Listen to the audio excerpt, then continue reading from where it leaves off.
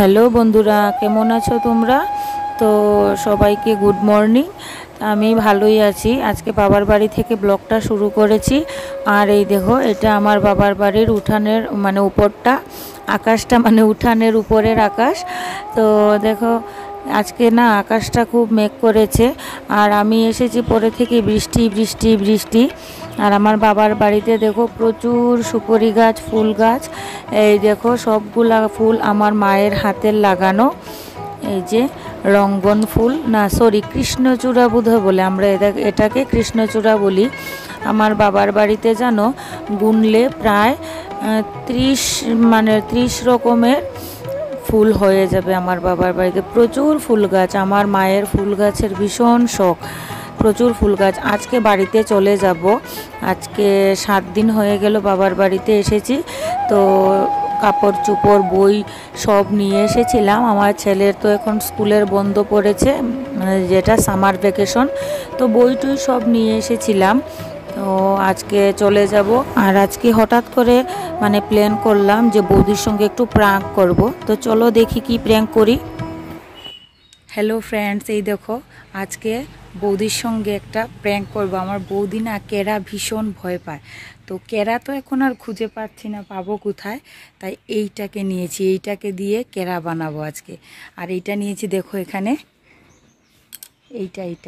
এইটা ছিঁড়ে নিয়েছি। এটা কিছুটা কেরা টাইপের কালার। এইটা দিয়ে দেখবে আজকে কি হয়। চলো,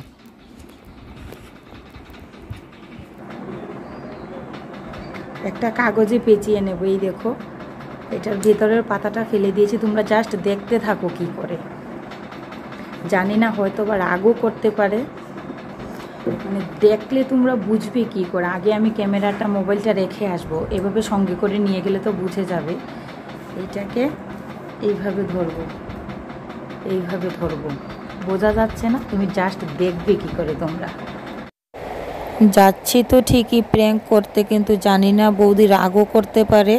শেষ পরিণতিটা জানি না। বৌদি কিন্তু ভীষণ ভয় পায়, ভীষণ ভীষণ। জানি না কি হবে।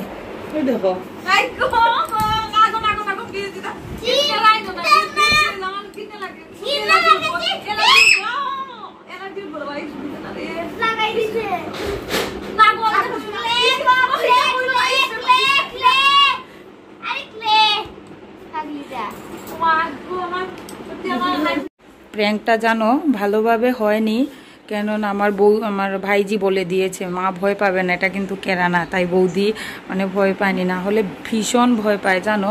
একবার হয়েছে কি, এইটা দেখিয়ে বৌদিকে 3-4 বারই দৌড় করিয়েছি। জাস্ট এটা পেছনে পেছনে দেখালেই এই বাড়ি থেকে ওই বাড়ি, ওই বাড়ি থেকে, আমিও পেছনে পেছনে ছুটছি। ভীষণ ভয় পেয়েছিল।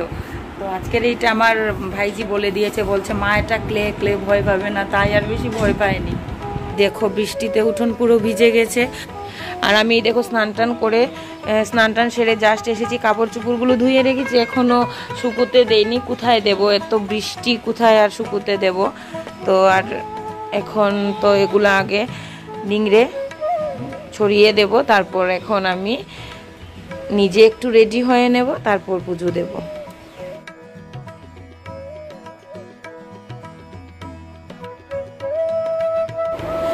এই মেঘলা দিনে এইটা একটা প্রবলেম জানো, কাপড় চোপড় বাইরে দেওয়া যায় না। ওই বৃষ্টি ওই রোদ, ওই বৃষ্টি ওই রোদ, এইরকম চলতেই থাকে।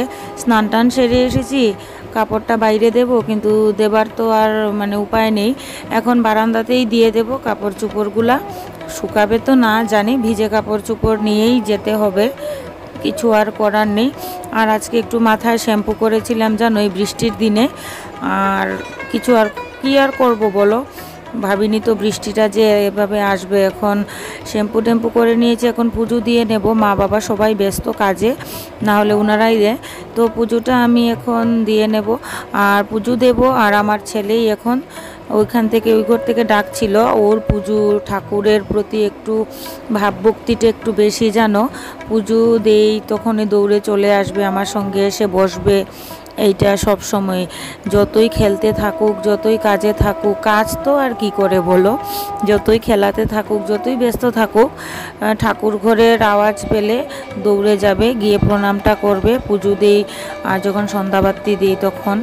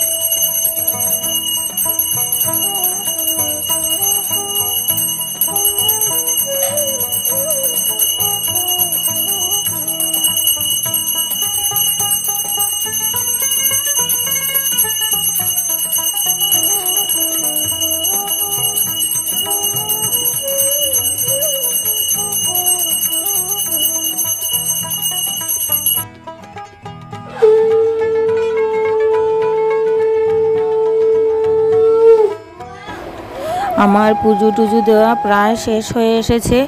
এখন আবার দেখো আকাশের অবস্থা খুব খারাপ, তাই দরজা জানলাগুলো লাগিয়ে নেব।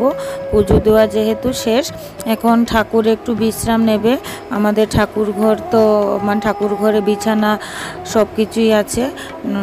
এখন দরজা জানলা লাগিয়ে দিলাম, আর এখন ঠাকুর একটু বিশ্রাম নেবেন দুপুরবেলা। আর পুজো টুজো দিয়ে আমি এখন দেখো সিঁদুর পরিনি, তো পুজোর আগে আমি সিঁদুরটা পরি না, প্রতিদিনকারই এটা আমার রুটিন। পুজো টুজো সেরে তারপরে আমি সিঁদুর পরে নেব। আর এখন আমার ছেলে ওই ঘরে কি জানি করছে, আর্ট করছে, আর আমাকে জানো কখন থেকে ডাকছিল, অনেকক্ষণ ধরে ডাকছিল, আমি আসবো আসবো বলছি, ও প্রসাদ খাওয়ার জন্য ডাকছিল। তো আর প্রসাদটা আমি নিয়ে ওই ঘরে যাইনি, এখন যাব। আর কি জানি আর্ট করছে, আমাকে দেখাবে। কি আঁকছো পাপা?